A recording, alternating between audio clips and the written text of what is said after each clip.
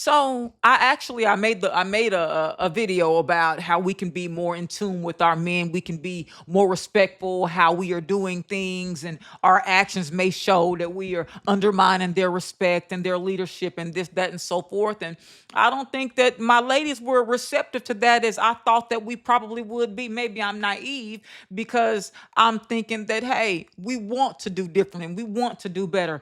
And I was disheartened by so many men who hit up my DM saying, the problems they were having with us women, the problems they were having in their homes. Oh, she doesn't care.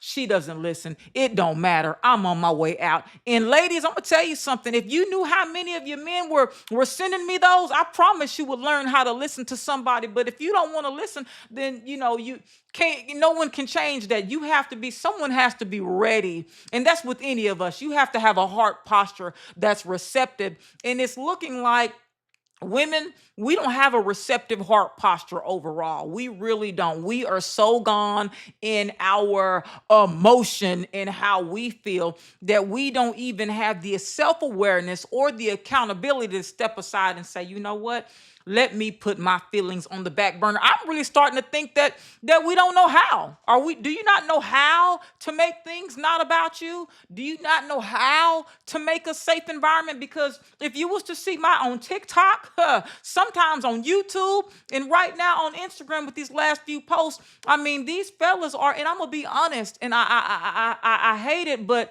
I'm seeing vulnerability. Your man can come to me, I'm a stranger. I'm a stranger. Your man can get in my DM and be vulnerable about how he feel about you. Why can't he do that with you? But you don't want to listen to that. You think I'm being pick me and this and this and this. And here's the thing. I'm gonna be totally honest. See, I wasn't always with Jesus.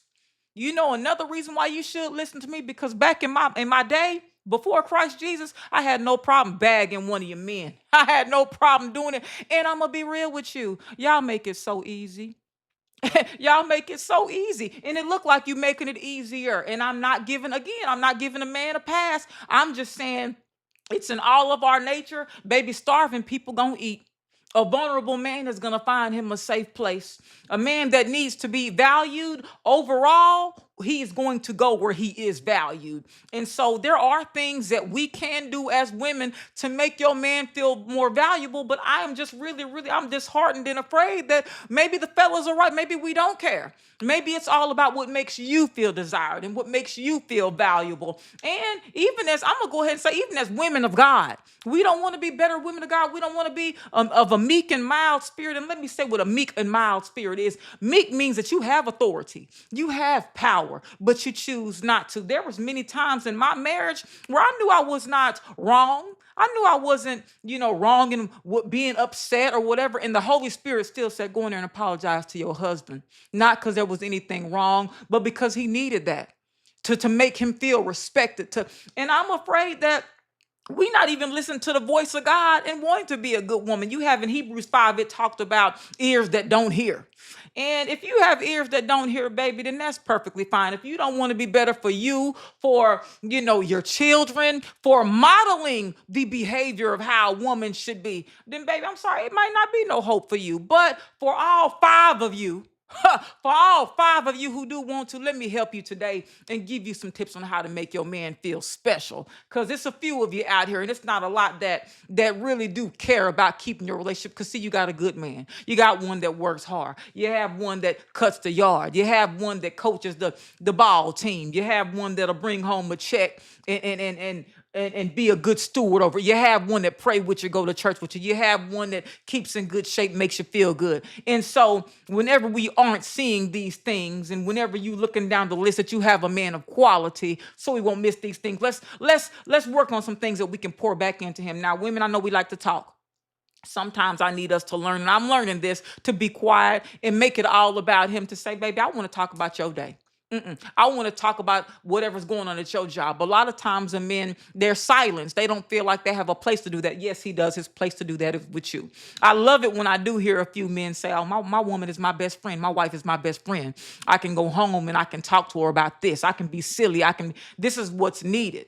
And it's not. Listen, it's not the majority. It's not the majority. Another thing that we need to do better, and again, depending on his love language, everyone is not into gifts. Ladies, we like to play cheap.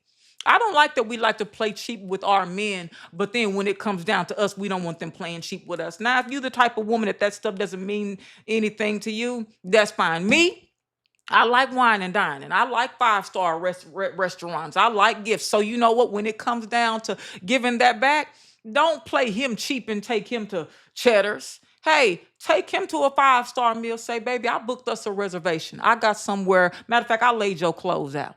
And it's not about taking his power. It's about making him feel, like the king that he is. You can pay for some dates for your man. I'm not talking, listen, I'm not talking about courting. I'm not telling you to go out and court a man. No, I said you're a man. Yeah, take that man on a date or two or five. Ain't nothing wrong with it. And let him order whatever he wants to get that smoked old fashioned or whatever it is. I'm not condoning anybody to drink alcohol. But whatever, you see where I'm going with it. Hey, when you buy your man something, don't go the cheap route when you buying him something. Hey, I would in my marriage, my man like boots. So you know what? Hey, Lucchese, it is. Tacovas, it is. There are things that, and maybe it's sports, maybe it's tennis shoes, maybe he likes massages. Take that man to the spa. Take that man for a pedicure. And it's not all about maybe he an acts of service dude. Give him a pedicure yourself. Hey, when he come home, do his feet for him. Put a mask on his face. There are things that we can do. When is the last time you sent him a sexy pic? Just cuz. When is the last time you sent a text just affirming him, "Good morning, my king. I just want to let you know that, I appreciated this, that, and the third, how you helped me with the dishes that you did, that I'm appreciating that the bills was paid on time. I'm appreciating that even though we are having the problems with the bills right now, that you are still going out and doing your best." There are things that we can do on our end as women that can make our men feel valuable. And what happens is when he feels valuable, his whole attitude changes. He's motivated. He's probably more ambitious. You are spreading this love, and love is very contagious. I promise it's contagious. And you're making him have an increased desire to give more to you. You don't understand. I think that women don't understand that when you change the tone, you change everything, but y'all don't want to hear me. Y'all don't want to hear me because it hurts your pride.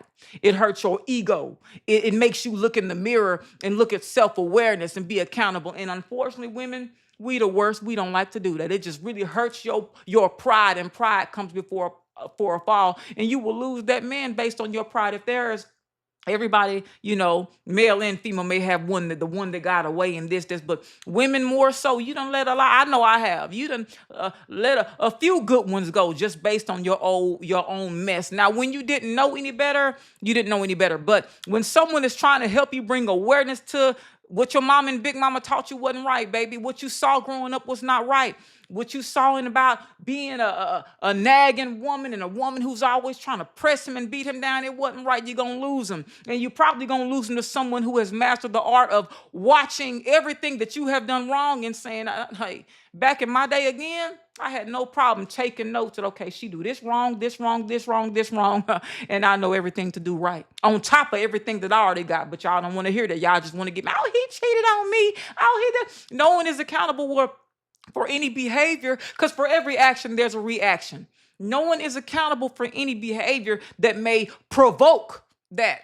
Oh, you can get mad at a person that went out and stole a plate. But let's talk about the part where when they told you they were hungry 5 times and you saw their mouth was dry and you saw that the bones was sticking out of their stomach and you still didn't feed them. Let's talk about all that too. When we tell a story, tell it all. I'm so tired of hearing about, oh, but he cheated. And I always ask, why?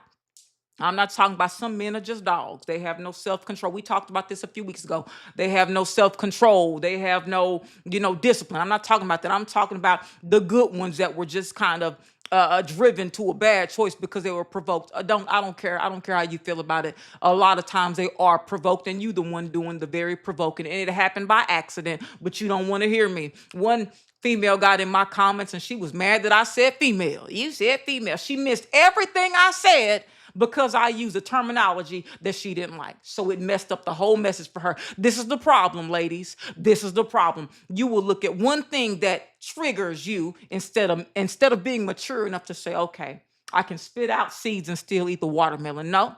So you dilute the whole thing or you dismiss the whole thing. And in the meantime, your man is hurting. Your man has not told you. He's telling other men and probably other, but he can't come to you because you not. So you like a cactus. Soon as someone touch it, prick and it bleed. And that's what you are doing to your men.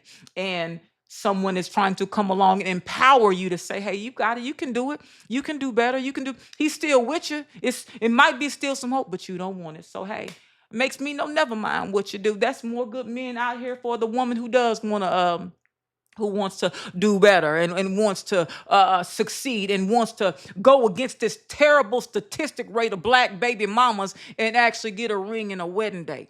But that's just some tips for us in order on how we can, make our men feel valued and special.